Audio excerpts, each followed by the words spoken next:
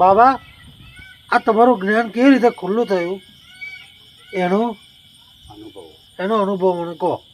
હા એટલે બરાબર છે. હા હું તમને કહું, હું નાનપણથી ભક્તિભાવ વાળો. બરાબર. મારા કાકા હતા તે મને આંગળી પકડીને શંકર ભગવાનના મંદિરમાં લઈ જાય, દંડવટ કરાવે, બધું કરાવે, ઘેરથી ભક્તિભાવ વાળું જીવન. બરાબર. પણ સોનુભાઈ હું કંઈક છું એ તો હોય જ, અને એ હું કંઈક છું એની માટે હું સ્વાધ્યાય પરિવારની અંદર હતો. તો સ્વાધ્યાય પરિવારની અંદર નાટકોની અંદર ભાગ લીધો, અને ભાગ લીધો એટલે કોઈ મને પૂજે, કોઈ મને જોવે, મને કોઈ જાણે, કોઈ મને શાબાશી આલે, એની માટે નાટકની અંદર રહ્યો. બીએપીએસ સ્વામિનારાયણ સંપ્રદાયની અંદર હું બાળકોના કાર્યકર બન્યો, તો 100 જણની ટીમ રાખતો હતો હું. તો આ બધું કાર્ય તે કરતો હતો ને, તો એની અંદર મારી અંદર છે ને ઇગોઇઝમ હતો, અને ઇગોઇઝમનું સુખ હતું. અને આ બધું કાર્ય કરતો મને આનંદે બહુ હતો. અને પછી જ્યારે પાદરાની અંદર મારી આયુર્વેદિકની દુકાન હતી અને હું ધંધો કરતો હતો, અને તઈ સાહેબ મારે 25 લાખ રૂપિયાની ખોટ આવી ને, અને જે પડ્યો ને તો મન વચન કાયાનું એકે હડકું ના રહ્યું. મારી પાસે કોઈ આશરો ના રહ્યો, કોઈ સહારો ના રહ્યો. તો તઈથી અંદરની આત્મા એથી જે હું નાટક બીજા માટે કરતો હતો ને, એ નાટકે મને જવાબ આપ્યો. એ બોલ્યું, પાડે ના યુવાની તો સકામની, દિલમાં લાગી એક જ લગની તારા નામની. સ્વાધ્યાય પરિવારનું આ ભાવગીત છે. ઉઠ યુવાન ઉઠ યુદ્ધ કરને કે લીએ, સંસ્કૃતિ કે દુશ્મનો સે લડને કે લીએ.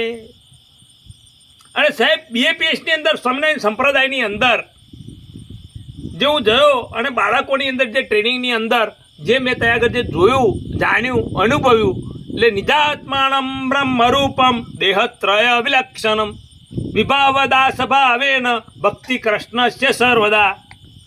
તો અહીંથી આગળ વધી અને પછી હું દાદા ભગવાનમાં ગયો. ધર્મ બહુ ફર્યો, હું રામદેવ પીરના પાઠની અંદર ગયો, બધે જ ગયો. પણ સાહેબ છેલ્લે મારો ઇગોઇઝમ 5 આજ્ઞાની અંદર તૂટી ગયો. કઈ તૂટ્યો? 5 આજ્ઞા. હું જીગો નોય, એ કોણે તોડ્યો? જ્ઞાની પુરુષે. પછી સાહેબ કોઈ ધર્મો ખોટા નહીં, પણ એનો મર્મ સમજવો પડે. સ્વામિનારાયણ સંપ્રદાય ખોટો છે નહીં, સ્વાધ્યાય પરિવાર ખોટો છે નહીં, દાદા ભગવાન ખોટા છે નહીં. ધર્મનો મર્મ સમજે એવું વિચારી કોણે કહ્યું? નરસિંહ મહેતાએ. અને પછી જ્યારે દાદા ભગવાન પાસે ગયો તો સંપૂર્ણ મારો ઇગોઇઝમ ખલાસ થયો, ત્યારે મને પરમાનંદ વર્ત્યો. એટલે બધા જ ધર્મોની અંદર સ્ટડી કર્યું, પણ એ સ્ટડી કરતો હતો એની અંદર મારી ઝંખના હતી કે મને સુખ મળવું જોઈએ. કેવું સોનુભાઈ? તક 24 કલાકનું.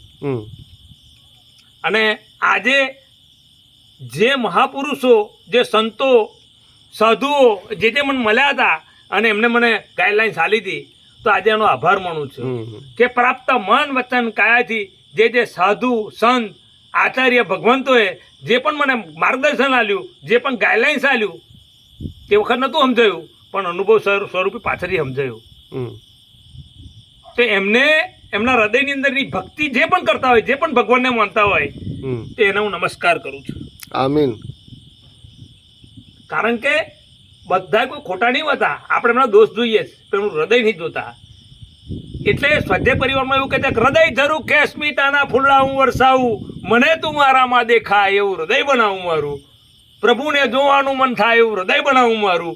અને એ હૃદય મારું બની ગયું. અને સાહેબ કમ તક સત્પુરુષ બોલ્યા, પ્રગટ પ્રભુનું સ્વાગત કરું છું, ચરણ કમળમાં હૈયું ધરું છું, પ્રગટાત્માને સૌ સંદેશ એક સમયમાં પહોંચે, તુરત જ વાંચે અંતર તારો કોઈ ન વચ્ચે રોકે, વન ડાયલનો ફોન કરું છું, ચિત્ત ટેલિવિઝને સન્મુખ દેખું, પ્રગટ પ્રભુનું સ્વાગત કરું છું, સ્વાગત કરું છું.